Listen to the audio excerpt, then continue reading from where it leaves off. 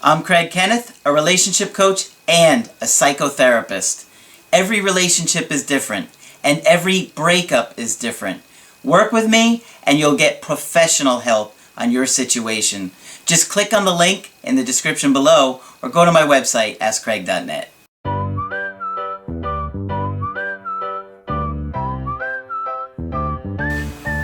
Hi there, I'm Coach Craig Kenneth. I'm Coach Margaret. And today we're going to be talking about bipolar disorder. Yes, we are. It's a topic we've been wanting to talk about for a while, and so I finally forced you. Finally got me to do it. To do it, because I know a lot of you guys out there are dating somebody that is bipolar or in a relationship with somebody that is, or you might be yourself and not even know it, or they might be and you didn't even know it. Right. So today we're going to be looking at it and some of the symptoms of it, what it is, how it affects people, and how it will affect your relationships. Okay. So why don't you lead this one, and I'll just follow your coattails. Okay. Bipolar disorder is a term that we hear fairly frequently these days, and I think probably the general public is aware of the manic symptoms. Mm-hmm. Bipolar is like the North Pole and the South Pole. At the north end is mania, the condition of mania, which is wild and crazy and noisy. At the South Pole, we have the depressed side of bipolar disorder, and that's why it's called bipolar. It is a mood disorder. Now, what does a mood disorder mean? It means that your mood fluctuates in either frequently or dramatically. Now, is that inherited? Well, it's strongly indicated that it occurs in families. I think it's about 30% of people who are in fact diagnosed bipolar, that they have a first or second level family member who also has the condition. Mm-hmm. So it runs strongly in families. Mm-hmm. I don't know that anyone knows why that is. So that can certainly happen. If you have someone who has bipolar relatives, put up your little antennae to see if they do. Mm-hmm. Bipolar disorder at its full-blown is a major mental illness, which means it interferes with your reality testing and with your ability to function. And I think that's really important for people to understand. Right. And like any other condition, it exists on a spectrum. There are people who have full-blown manic episodes, and I'll talk more about what those look like later. And I've lived with those, because my stepfather was bipolar. So I can tell you how challenging they can be to deal with when you're living with it. They're totally unpredictable. And again, we get back to my least favorite concept, which is walking on eggshells. Yes. But it doesn't make much difference because they're not clearly thinking enough to really respond to what we do. Mm-hmm. The other major mental illness is schizophrenia, and that's a thought disorder. We're not going to talk about that today, but I just wanted to let you know. There's a major mental illness that has to do with mood, and one that has to do with the clarity or your ability to organize your thoughts. Mm-hmm. Okay? Bipolar disorder is absolutely no joke. It is the 6th leading major cause of disability in the world, and there are studies on it from all over the world. It affects about 6 million Americans. That's only about 2.6% of the population, so that doesn't sound so bad. Except if you have it, or a family member of yours has it, or a friend or a colleague that you see often has it. Mm-hmm. If a person has bipolar disorder, and I want to be really clear about this, they can live a perfectly normal life as long as they're willing to take the medication. Okay. And that is a huge point. That is a huge point, and I'm going to say more about it because the statistics say that the average person who has bipolar is in the system for 3 years before they're correctly diagnosed and treated. That's incredible. It is incredible. And there are those who say that we underdiagnosed bipolar for many years and that now we're overdiagnosing it. But I never did agree with that. And when I checked on the statistics, that's crazy. We're not overdiagnosing it if it takes 3 years to get the proper treatment. And people would be very frustrated, I think, with the system at that point, thinking Absolutely. therapists don't work, Right. Psychiatrists don't work, That's right. medication doesn't work. Well, when you're getting given the wrong That's medication right. for That's right. a different... Because could you explain what would happen if somebody that is bipolar was given a antidepressant? What often happens is that people go in for treatment because they've been depressed for a long time. If you're at the other end of the spectrum, sometimes the police take you in for treatment because nobody's going to miss it. Everybody's going to see. But if you have a history of recurring depressions and you go to see a psychiatrist, here's the trick. Regular old depression is depression without a manic opposite. It's just plain depression. Most doctors will treat you for the depression you've complained about without asking enough questions to understand if you've ever had a manic incident or manic-like behaviors, shopping sprees, being extremely irritable, having outbursts of anger and screaming at people, being grumpy all of the time, and they will treat you for the depression.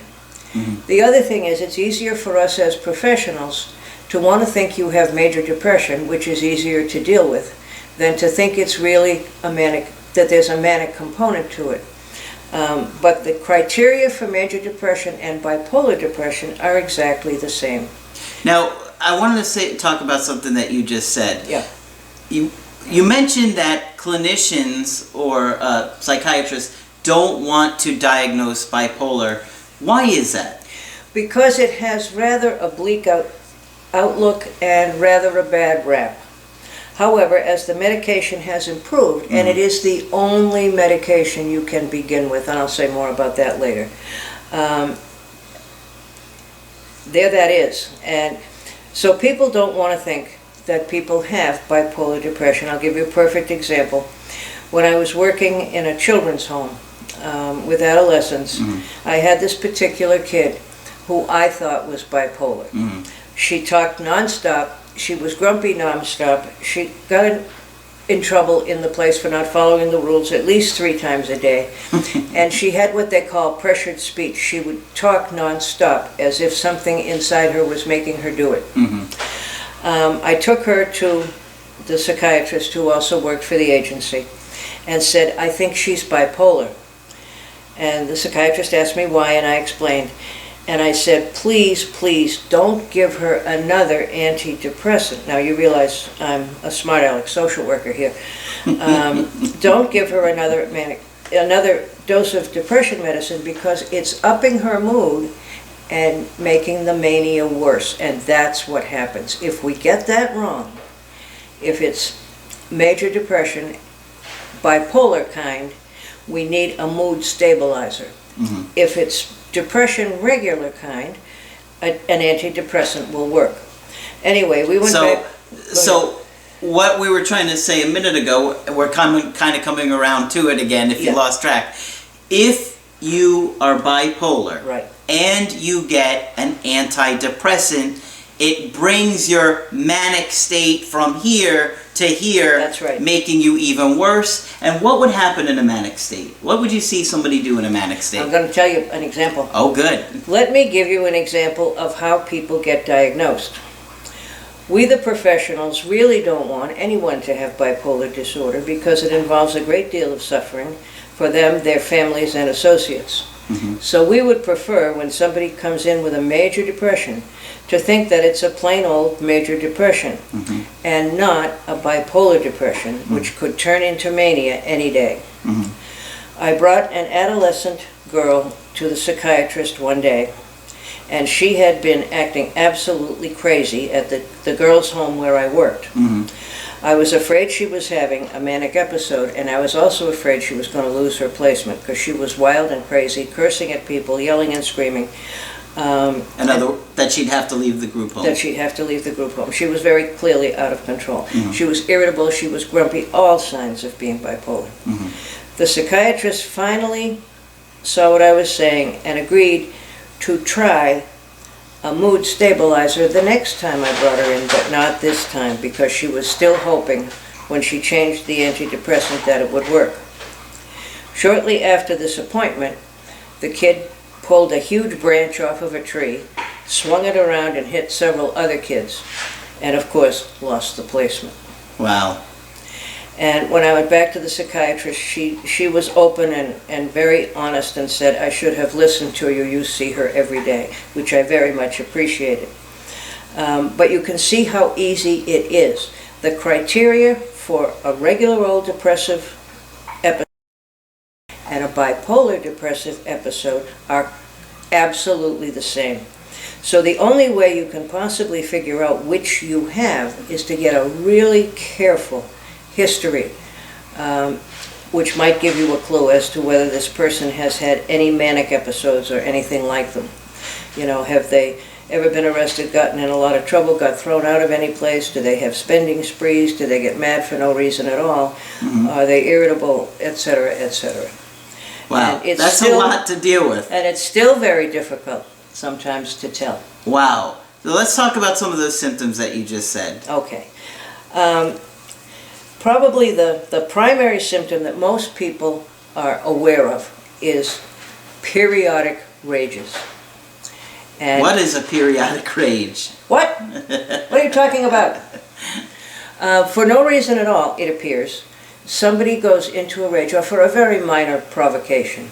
Somebody goes into a rage, screams, yells, carries on, makes threats, curses, does all those crazy things that people do. And it appears to come out of absolutely nowhere. And if you are that person, or you live with that person, you don't know where it came from either. So I would think a lot of people would suspect they were the cause of it. Yes. People think it must have been something, like domestic violence, it must have been something I did yesterday or today that got this person too upset. Yeah. And then we go back to my least favorite topic of walking on eggshells. But the manic person doesn't always remember quite how outrageous they were. And that's interesting. And I do believe that. I've seen enough of it to believe that. And you have to go back and you have to tell them gently, because they're always upset, what they've done. Oh, did I do that? Is an often sincere answer. Really? Yeah. How is it that somebody does something like that and they forget about it? Because a lot of people would say, oh, they're just saying that, yeah, so they don't take responsibility for themselves. Right. And many people thought that at one point. I thought that, but I've seen it happen often enough from serious, reasonable people. Remember, it's a major mental illness, and when you've come to the point where you're really in a manic state, you can't control it. Okay, pause. Once you're in the kind of condition that means you're going to have one of those periodic rages, you are no longer reasonable. So let's remember, this is a major mental illness, and it interferes with your reality contact. What you do in a case like that is that you just as gently as possible tell the person exactly what they did. Tell them that you know in their normal state they would never want to do that, and get everybody upset. And usually quite quickly people own that they wouldn't do it on purpose. The secret to surviving living with bipolar is to know when you're on your way to a manic episode. Okay? One of the first symptoms is that you don't sleep at night. Suddenly your need for sleep is decreased. Many people get up and clean the house in the middle of the night. People do all sorts of things like that, and it's one of the earliest signs that a bipolar episode is coming.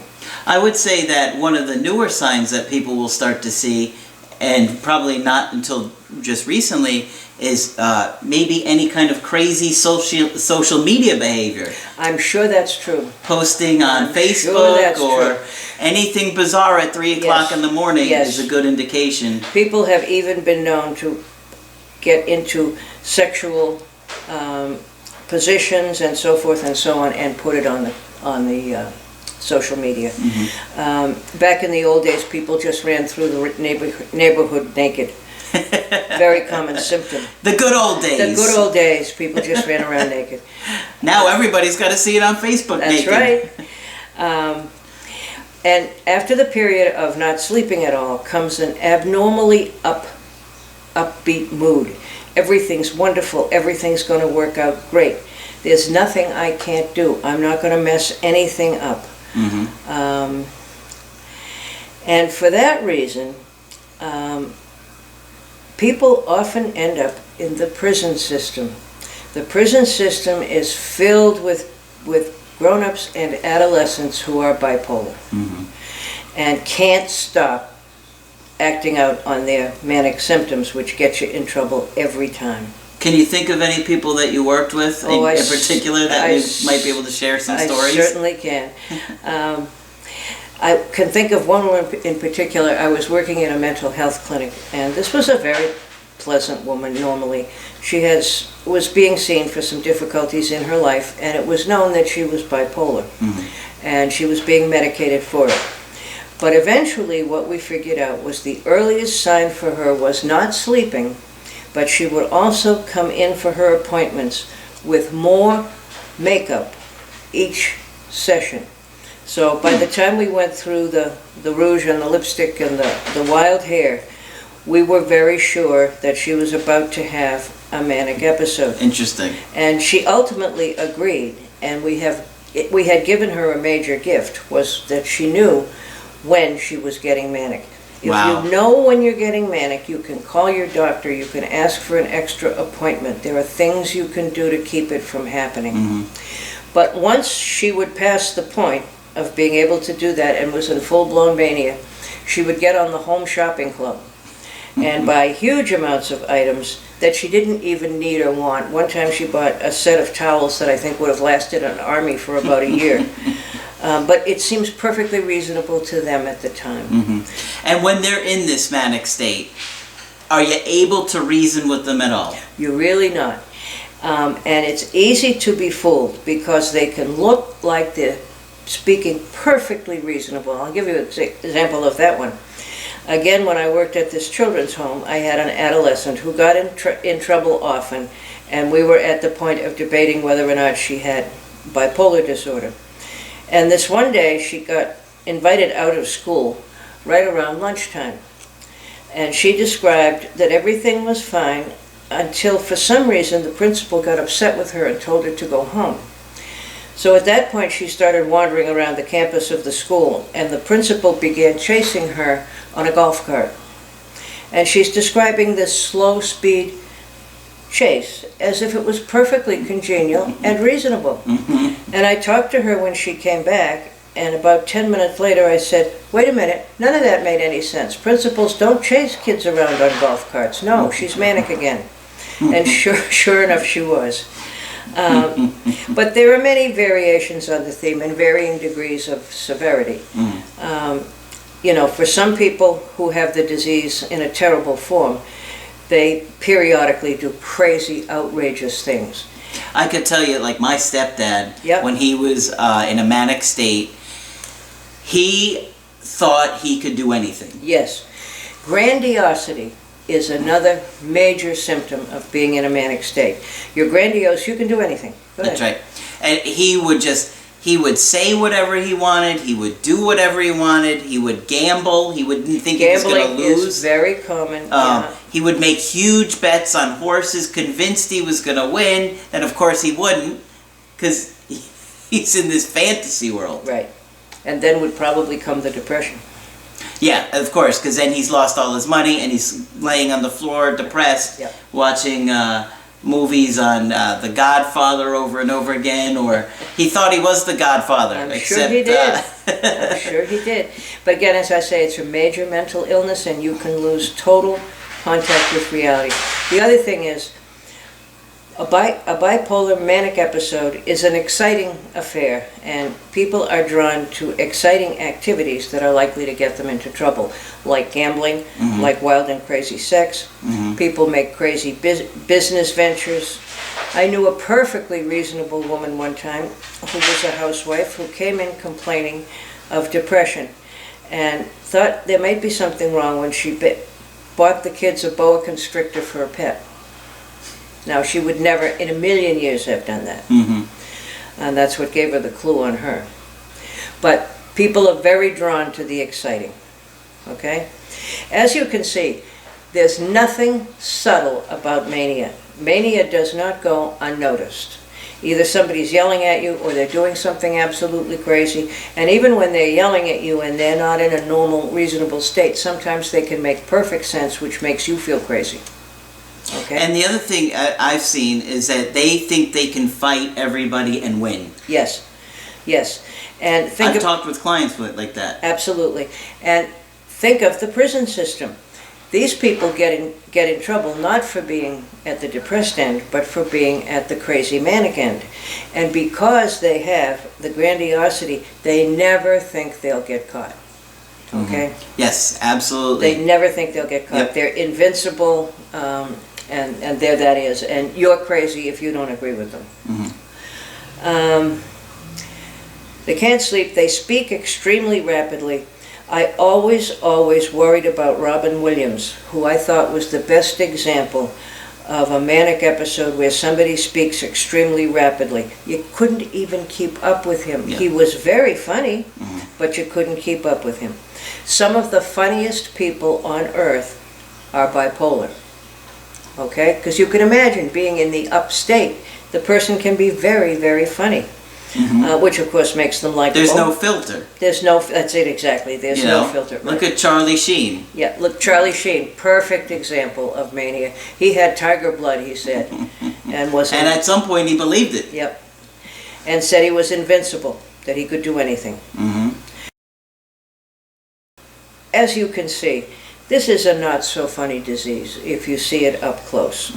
I remember the first time I saw it up close, I couldn't believe it. Okay? Bipolar people are often nasty also, and that's when the mania goes wrong. There's nobody funnier, but there's nobody nastier. A bipolar person will find your weakest point and punch you right there. Absolutely. Yeah. They You've had that done. Oh yeah, and I've seen it done. Yeah. They know exactly how to hurt you the most, and that's exactly what they go That's for. exactly what They don't even play around. They just go right there. One of my favorite examples of mania, now, I say that in jest, but I worked in the prison system in Massachusetts, and there's a bridge in Boston that goes over much ocean and connects Boston with the cities north of it. And the bridge is called the Mystic River Bridge. And we had this one guy who flew his private plane under the Mystic River Bridge and back and forth a few times before anybody could get him to come down. So in terms of grandiose, big, exciting, there you have it. Right. You mean you can't fly the plane under the bridge? No, people were very What's the upset matter that with people somebody in might Boston? get hurt. Yeah. He must have been a Red Sox fan. Of course he was. He was in Boston. It wasn't all bad. Yeah, he was a Red Sox fan. Many years ago, we used to talk about psychoanalytic therapy and psychoanalysis, but their description of how to tell if somebody's bipolar is to ask yourself this question: would this person enjoy directing traffic in a Santa Claus suit on the 4th of July weekend? And if the answer was yes, then it's mania. I could easily see my stepdad doing that. Yeah, you could, sure. He owned a Santa Claus suit, now that I think about it. No wonder when he was disappearing for days, that's where he was. Yeah. And I had another adolescent who would say sometimes that she would feel very pressed from inside to do something that was going to make everybody look at her. You want to entertain somehow. I knew an adolescent that almost was involved in some kind of fight club. Oh yeah, fight club, right. Where they would these kids would fight each other on the front lawns, and they were now with social media, everybody's filming it. Okay. So now they're all getting caught, and they can't deny what they've done. Right. Because 50 kids are there filming these kids fighting each other. I mean, and they're literally pounding on each other. Good Lord. Oh yeah, there's if you're in a bipolar state, there's nothing better than a good fight in school, especially. And I would always ask kids that, do you get involved in fights at school? And most kids, especially the girls that you wouldn't expect it of, would say, oh yeah, I have great fights in school and I always win. Because they are, when they're in that fight mode, yeah. That's they feel invincible. Right. And so they're you can't stop them. They're not thinking logically. They're not thinking logically at all. But when you go back to somebody, you have to explain to them very gently that they were not thinking logically at all. And at first they'll argue with you. But if you're sufficiently supportive of, I know you didn't want to do this, then they'll usually come around and listen. I have had family members video each other so that we had the reality right there in front of us. I didn't do that. Here's the video.